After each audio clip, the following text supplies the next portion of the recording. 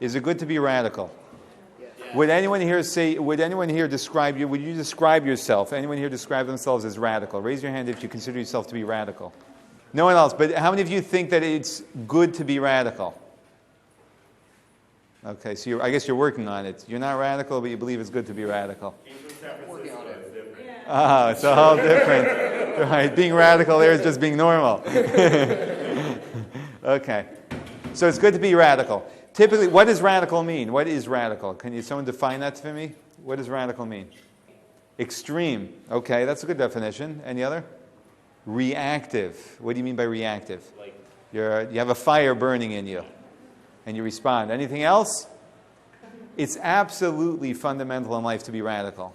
In fact, anyone that's not radical will not be successful in what they do.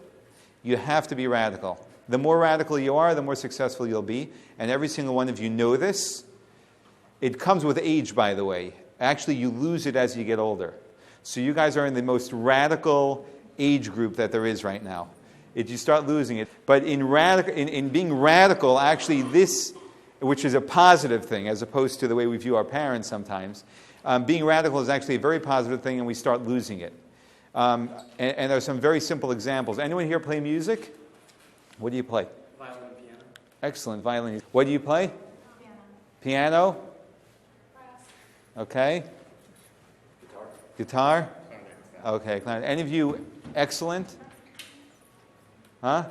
You're okay. You're pretty good, right? How many of you heard of Itzhak Perlman?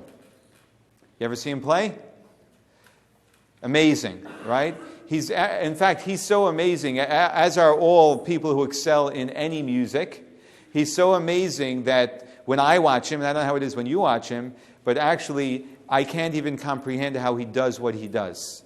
Because it's beyond my experience. I can't imagine someone doing what he's doing. His fingers move along the board so quickly that my feet can't dance as quickly as his fingers move, which is absolutely amazing.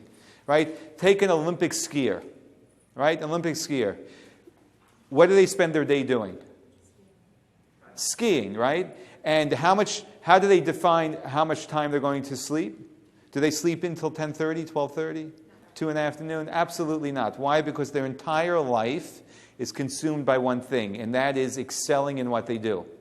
They're radical about skiing. If you take anyone that is an expert in their field, that excels, I should say, that excels in their field, it's because they are radical. That's why they excel in their field. So the question really is, number one, are we radical? Number two, how do we become radical? And number three, what should we be radical about? Good questions, yeah. You're asking actually a very important question about society today. And actually society since creation. And that is, how can people get along as individuals? Is basically, I think, if I can paraphrase, and tell me if I'm being consistent to your question. If you're you and I am I, then how can we get along in this world? Right? Especially, right. So the question is how to resolve that question. You know how our society today resolves that question? Our society today resolves that question by trying to break down the differences between us. By trying to say, you're not you and I'm not me, and we're all the same. And that solves the problem.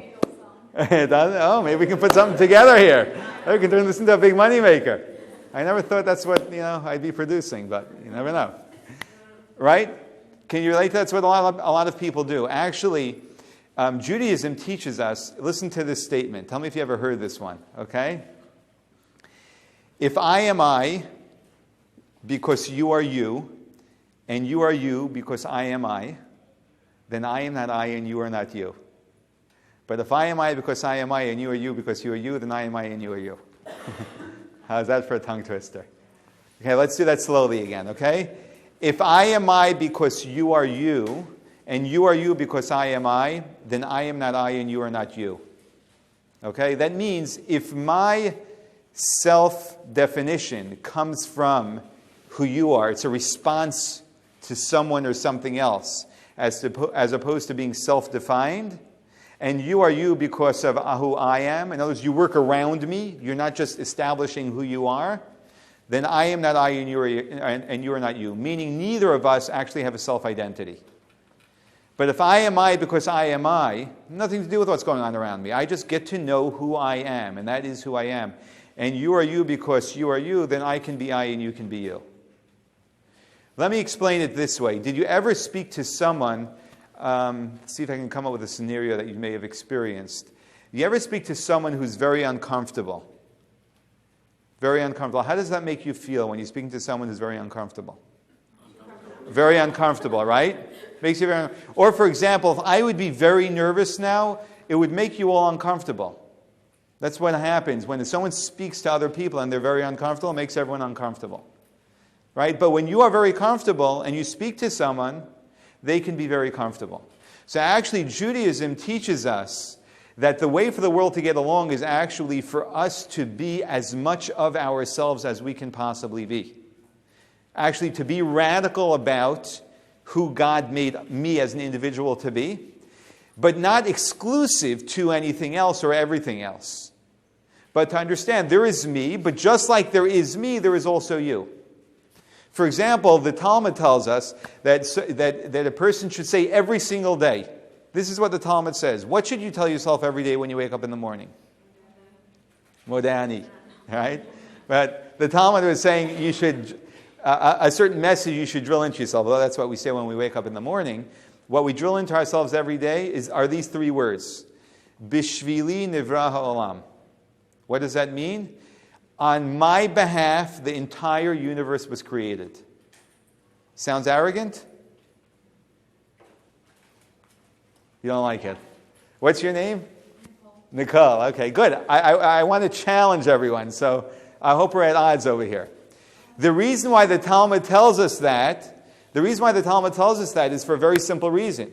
Because the same way I wake up every morning and I take on my responsibilities knowing that the whole world was created just for me, I also have to be aware of the fact that you wake up every morning and you say the exact same thing. And that's true for you to say. And we complement each other. So we have an option of looking at ourselves as exclusive or as complementary. It's no different than a marriage. Two people getting married. Planning on getting married one day? Right? How can you get married to someone who thinks differently than you, acts differently than you? And believe me, you're going to realize that. If you haven't realized it yet with your boyfriend or girlfriend. Right? That's a reality. It's going to happen. So how do we appreciate that? How do we make value of it? Actually, when someone masters marriage, they have a beautiful marriage, they experience something which is far more beautiful than anything else because you have two people who are complementing each other as opposed to clashing with each other. The question is, can we as human beings learn to complement each other rather than clash with each other? That's really the question. The answer is not by stripping ourselves of who we are.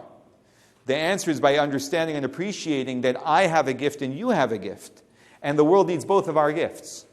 And even when we disagree with each other, right, both of our opinions are valid. Even if you are wrong, I say you are wrong, which is what people have a tendency of doing. And even when we have teachings, like we take Judaism says you are wrong. So what? Does that prevent you from accepting a person because they have a belief that you believe is wrong? You can still accept them. You don't have to agree with them, but you can accept them as a human being that God created and put on this world for a very valid purpose. And when we have that mindset and true value and appreciation for other people, we live in a much better world. But most of humanity hasn't mastered this practically yet. And even I, who can preach about it, doesn't mean I behave like it. So it's actually behavior, implementing this into our lives, that really transforms the world. Every single one of you and I want one thing, perhaps more than almost anything else. You know what we want? We want one person in the entire universe, just one person. And if we have one person, that is a treasure. One person who will accept us completely and unconditionally. And I can guarantee you that if you go to 80-year-old people and you ask them if there's a single person in the world, including their spouse for the last 60 years, who accepts them absolutely unconditionally, if they have even one person, most people in the world do not have such acceptance. That is one thing that all human beings crave for. We have the ability to give it to other people. Even when they're wrong, we can still accept them. That's why, what does Rabbi Akiva, the great Talmudic sage, teach us is the greatest mitzvah in the Torah? Love your fellow as yourself. Right? Why is that the greatest mitzvah in the Torah? It's not even so spiritual. It's just, be a mensch. Okay, anyone can come up with that. Be a mensch. But the reason why it is because it takes a mastery to be able to accept another human being completely, entirely, unconditionally. And by the way, that's probably the reason why you guys are somehow hooked up with Chabad, because we strive anyway to make this the central part of everything we do. So, it doesn't make a difference who you are. You're a Jew, we have a common mission, you think differently, you disagree fundamentally, big deal. That means that we can't accept each other. This is probably one of the most fundamental challenges that humanity has today. Make any sense? Someone give me an objection, please. Come on. No objections? It doesn't mean that you have to take a person into your life in a way that you have to carry their baggage or suffer from their weaknesses or quirks or whatever it is. I'm just talking about accepting the person as a human being. You can draw boundaries. Every relationship needs boundaries. And you can say, here's where it stops. But as a human being, they know that you accept them. You know when someone absolutely accepts you. You can feel it. And that's why, when you want to criticize someone, right? Criticism go over well when you criticize people? Right? What's the thing we hate most? Criticism. Why do we hate criticism the most? Because what are you doing when you're criticizing me? You're not accepting me. You're pushing me away. I have enough of that in my life. I don't need another person not to accept me. Right? When do we accept criticism? When there's such a solid foundation of acceptance that we know the criticism is not pushing us away, it's actually for our benefit. Very few people have the position to give such criticism because they don't truly accept the person they're criticizing. And usually our criticism is to put the other person down. And very often we convince ourselves otherwise, but there are elements of our ego competing with the other person. When the other person feels our absolute acceptance, we will not have that problem. We will be able to criticize them. There's an interesting thing. Any other objections? Comments? Someone give me something good. No? Right here. Okay, go for it. I'm just wondering, so you accept the other person, but what happens when two people strongly desire something in a world of limited resources, they strongly desire the same thing and it's competing values. How can two radicals figure out a solution then? Give me an example. I just think Give me a story. Make up a story. Well, no, Oh, great. Politics is great. Uh-huh. If you have two people who strongly feel it's competing views and both can't come true, it's either A or B, how do you work together even to forge a respectful relationship between Very good. Someone who disagrees with us, even on something we're very passionate about, that does not mean that we have to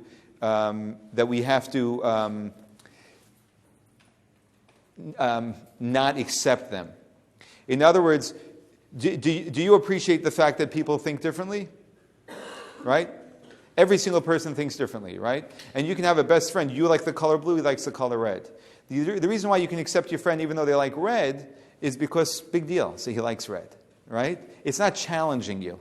But when someone likes something or believes in something that you disagree with and it challenges you, for example, politics is a perfect example. Right? One person thinks we do A to fix the economy. The other person says B to fix the economy. Right? You have to appreciate that I'm not God. And that's fine. There's another opinion. And even if I know somehow from divine inspiration, because I'm a prophet, that person is wrong, right? And I have absolute conviction that the person is wrong, right? I'm not going to help the situation by rejecting the person. I can accept the person for them coming up with an idea which I feel is ridiculous. You don't reject a person, you reject their ideas.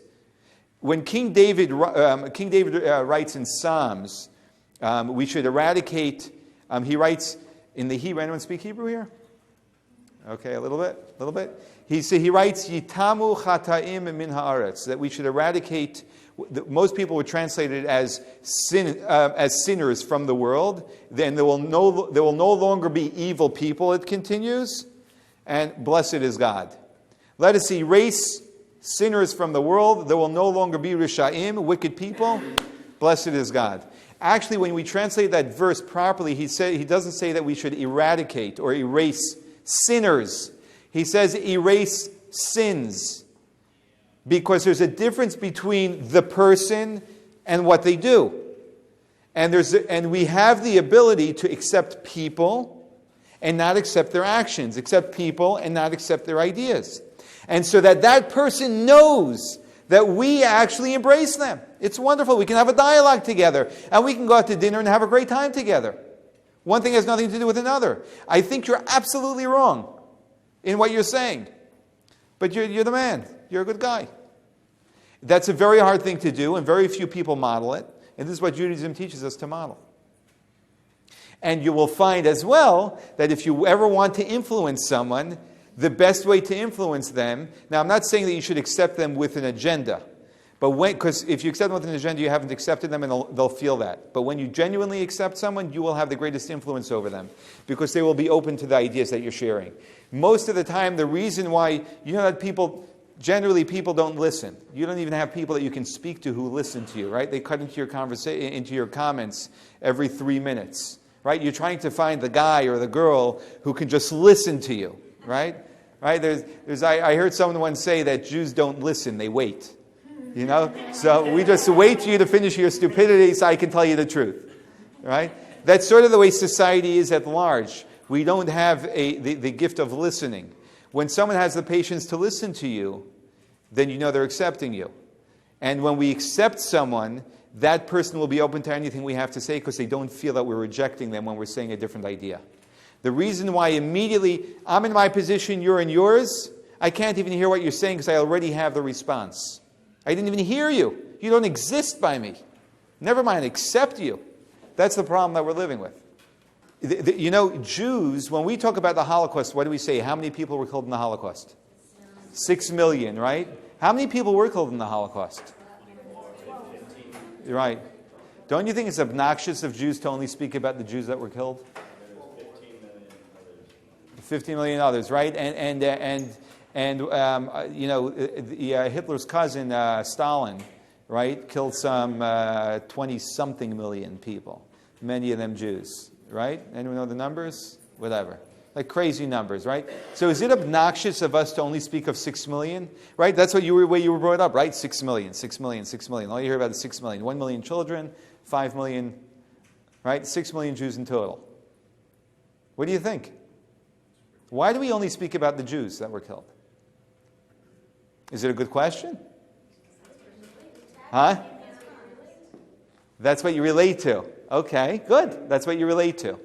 Good. The attack was mostly targeted against the Jews, though. Well, there were gypsies, homosexuals. There were others that were targeted. The Jews were the largest segment. Okay. I'm going to play devil's advocate. That's because you're a Jew, so you think that you were picked on most. The gypsies feel they were picked on most. There's just less gypsies around, maybe. Well, I'm Jewish, so I don't hang around those circles, but gypsies know gypsies. And so what? Do we need to know them to feel compassion for them? No. I'm just playing devil's advocate. Okay, whatever. That was something else. Okay. Let me read what Elie Wiesel said about this, okay? Because he's a big spokesman for the Holocaust, and he always speaks about the Jews. This is what he said. He said, "Don't give up your Jewishness in order to become universal. The only way for me to become universal is through my Jewishness. I do fight for other causes. I always have. My life is a testimony to that, and I am still fighting. But I cannot allow my Jewishness to be wiped out in exchange for something I would do for others. I don't want to do that. If I were to kill the Jew in me, what would I do? I would actually do what Hitler did on a different scale." What Elie Wiesel is saying is something very simple. When you go into your neighbor's home and you tell them that their drapes are dirty, you know why their drapes are dirty? Because when you look through glasses that are stained, your lenses are stained, everything around you looks stained. It's what you see beyond you is always through you and your experience. This is important in general. When you see what happens with your friend and you judge their situation, you're judging it based on the way you would experience their situation, not on the way they experience their situation. Everyone experiences it differently. Your whole world, whether you want to or not, and as universal as we want to make ourselves, will always be an individual. In fact, that is what defines the way we see the universal world. So actually, when we strip ourselves of our individuality, we have no healthy perspective of the universe. The way we become universal people is specifically by developing our individuality. If a Jew is not sensitive to his fellow Jews, how is he going to truly, genuinely be sensitive to people who have no relationship with him? It's like, I'll ask you an interesting question. This is my ultimate question. Can you give me 1 second? Okay, I was once giving a class in this interesting setting. There were 3 people at the class. It was right when I started teaching, about 12 years ago. I was in someone's house. He was a hippie. Played guitar. Sort of comes with the turf. And a Jewish guy married to a blue-eyed, blonde-haired, non-Jewish girl from Northern California. He was from Cherry Hill, New Jersey, right? But he went to Berkeley to study. And a lot of other interesting things along the way. He has a fascinating story. Today, he is a rabbi in Jerusalem, and his wife converted to Judaism. Now, at that class was the 2 of them, as well as a young Jewish girl about 21 years old who was in college then. And we were in this type of discussion, so I asked them this question. If 2 people knock at your door, okay, all you have is $1, okay? Just go with the scenario, okay? Even though you'll never find yourself, hopefully, in this scenario. You have $1, 2 people knock on your door, they're both literally about to drop dead. They both need $1 to save their lives to get a drink. 50 cents splitting it is not going to do it. Each one needs $1 to save their life. Okay? One is your brother or sister, and one is who you've been estranged from or whatever, it doesn't make a difference, and the other is a stranger. Do you have a moral obligation to give it to one over the other, or are they both human lives? And why would think for a second though, why would someone make such a choice? For one reason, because who are they thinking about? Themselves. They don't want to falter in this dilemma, so they're thinking about themselves. They say, you know what, I'll make believe I don't even have $1, right? Well, I would without a question or hesitation, give it to my sibling, even if I hate my sibling to the core, which has happened at times. The reason why is because the way the world was created, what in the world is this echo? The way the world was created, at least from Jewish values, is that there is nothing which is circumstantial. And therefore, there are obligations that are given to us based on our circumstances because they are not random. They are divine. So there is a reason why I have a closer association with certain people over others. And it's through those people in particular that I express my values to the way I see the entire world. If I don't love my brother enough, at least on an essential level, even if it may not be a conscious level, on an essential level, to save his life before someone else, I love no one in the world. Then if I have no care for any human life. Intellectually, maybe I'll convince myself that I do, but I don't really care about anyone in the world. Whereas, when I care about my brother, I can then carry that care over to other people as well. But there is a hierarchy of obligations towards other people.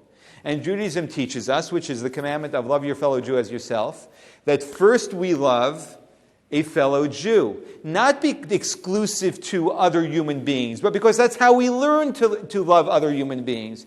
Individuality is actually absolutely fundamental for us to develop because it's only through our individuality that we can bring who we are to the rest of the world. If we lose our individuality, we have nothing to offer to the world. We're just one big mush. That's all we are. Just everyone blended together with no identity or parameters. Here's what I would suggest. I want to get to the root of the response to your question, or to the root of your question. There are intellectual studies, and in school, which you spend a lot of time in, you can philosophize about a lot of things. And then there are facts on the ground. Okay? How we determine those facts are a very good question, but let's assume that there are facts on the ground. The facts on the ground are this. I'm a guy. I'm married. I have 6 kids. Okay? I'm a rabbi in a community. I have a lot of relationships. To me, it's absolutely clear. You may not agree with me, but this is my experience, so they're my facts. My facts are that any and every relationship needs to have bonding and needs to have boundaries. If you don't have boundaries, you destroy the relationship. It's not possible to have a relationship if you don't have boundaries. When a couple gets married and they say, oh, we're all in love, and then the guy says, I want to go out for the night. He says, what do you mean? We just got married. Aren't we supposed to spend all of our time together? Right? Which is the way people often think right after they get married, which is a very idealistic way of thinking. Realistically, that does not work. Everyone needs boundaries. Even in the most loving relationship, everyone needs boundaries. Which is probably why Judaism gives us as human beings and as Jews a lot that serves ourselves. It's not just all about God entirely and exclusive of us. But a lot of Judaism actually serves us. Most of Judaism is actually to our benefit. And that's because there must be boundaries. So while in theory it sounds nice that we would be one big glob, the fact is humanity as we are manifest ourselves in physical bodies in this world do not function together if we don't have individuality and community and universalism as a blend. If we have one and not the other, either one and not the other, then we destroy humanity. And we've been doing a pretty good job in certain respects of destroying ourselves that way. But Judaism really emphasizes this very importantly, and that is to really understand our uniqueness as individuals and then to be able to take that gift and bring it to the world. Why do I have these perspectives? They were taught to me. They weren't forced upon me. I was brought up in a certain environment which really lent itself to that. And, it would require me to maybe sometimes feel like I'm rebelling if I were to change that. But I wasn't forced, right, to do anything. You can't force people. The second you're forcing people, you have lost them.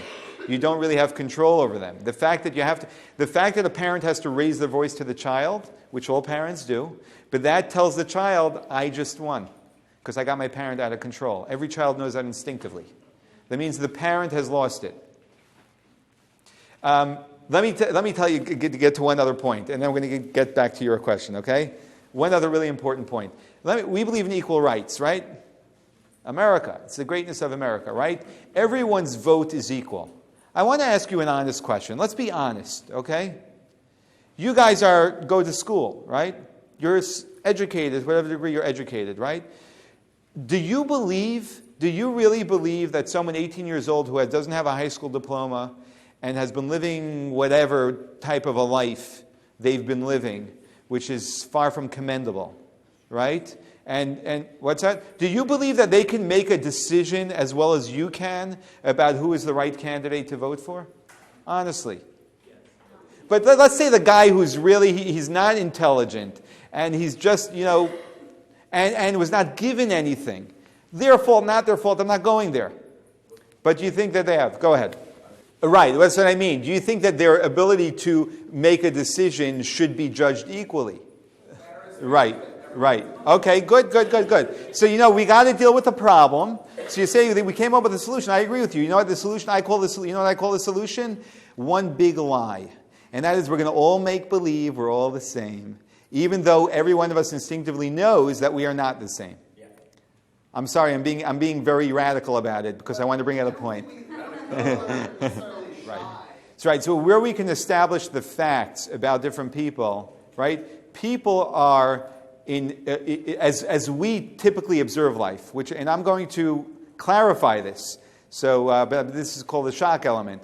But as far as we know it, people are not created equal. They're not created equal. We all have very different talents. Some people are much more talented than others. Some people are more gifted than others. Yeah. System. Yeah. We're running out of time, so I want to just make a point here, okay? The point I want to make is that we are all equal. But I want to tell you the only way we are all equal truly is when we have religious beliefs. And the reason why is because from a point of democracy itself, we are not equal. We're lying to ourselves. We are absolutely not equal. The only level on which we are all equal is when we believe that every single one of us has a soul given to us by God. And on that level, every human being is equal. That is the only level on which we are equal, and thank God for that. We are individuals. there's individuality. So there is equality on that level. So democracy is actually founded on a religious principle. Listen to this. Democracy would be totally irrational unless we held firm to the belief that we have souls and that these souls are all equal to one another. If we don't believe that, then there isn't truly equality. Yeah, I agree with you. The lie is effective, and it's a good approach.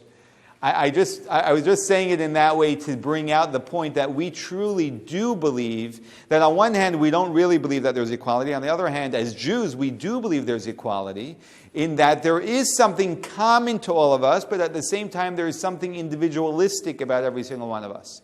And the point I really came to speak about was a purpose-driven life, and that is that every single one of us were given unique talents and gifts. And we have to ask ourselves, what is the reason why God put me on this world for? What is my purpose? If my purpose is the same as your purpose, my life is meaningless. If we say that we're one big glob, that's the most depressing message to give people. Because there is nothing of inherent value in me over you or to add to you. But it's when we recognize that every single one of us was created for a unique and distinct purpose, and we spend our time not trying to create a purpose for ourselves, but we spend our time trying to discover the purpose that God created us for, we can actually lead a life which will be most meaningful. Otherwise, we're chasing something our whole life, usually never completely satisfied. When a person is leading a life which they know is inherently true to who they are, because this is the way God created them and this is what God wants from them, then any position we find ourselves in life, even the most challenging, always offers us a meaningful response because we know we're dedicated to the reason why God created us. Now, of course, that involves a certain level of belief, but that offers us an enormous amount and gives us direction in what we should be looking for in life.